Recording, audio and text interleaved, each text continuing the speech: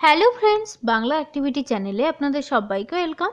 SSC ছাড়াই 700 জনের বেশি শিক্ষক নিয়োগে দুর্নীতি, কলকাতা হাইকোর্টে শুনানি। চলুন এ বিষয়ে আমরা দেরি না করে বিস্তারিত জেনে নিই।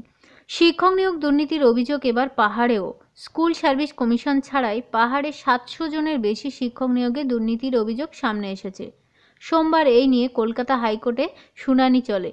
মামলাটিতে আগামী সোমবার শুনানির নির্দেশ দিয়েছিলেন বিচারপতি বিশ্বজিৎ বসু। এই বিষয়ে মামলাকারীদের আইনজীবী বিকাশ ভট্টাচার্য জানিয়েছেন, পাহাড়ি এলাকায় প্রচুর বেআইনি নিয়োগ হয়েছে। এই বিষয়ে নিরপেক্ষ তদন্তের নির্দেশ দেওয়ার আর্জি জানানো হয়েছে। তদন্তে যেন রাজ্যের যোগসূত্র না থাকে, যাতে সত্য বাইরে এসে যোগ্যরা চাকরি পেতে পারে, সেই নির্দেশ দেওয়া হোক। এটা কিন্তু বিকাশ রঞ্জন বাবুর বক্তব্য। এবার জিটি এর অধীনে প্রাথমিক, আপার প্রাইমারি, উচ্চ বিদ্যালয়ে শিক্ষক নিয়োগ দুর্নীতির অভিযোগ সামনে এসেছে।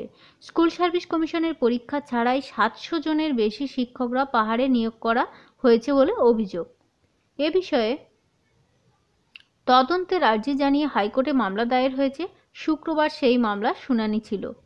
অন্যদিকে রাজ্যের আইনজীবী শীর্ষান্নু বন্দ্যোপাধ্যায় জানিয়েছেন যে রাজ্যের অনুমতিতেই 313 জনের নিয়োগ হয়েছে। এছাড়া আগেই 439 জনের নিয়োগের অনুমতি দিয়েছিল রাজ্য। 313 জনের যখন নিয়োগ হয়, সেই সময় যে কোনো কারণে আঞ্চলিক কমিশন কার্যকর ছিল না। প্রসঙ্গত উল্লেখ্য, জিটি এর প্রশাসনিক বোর্ডে থাকাকালীন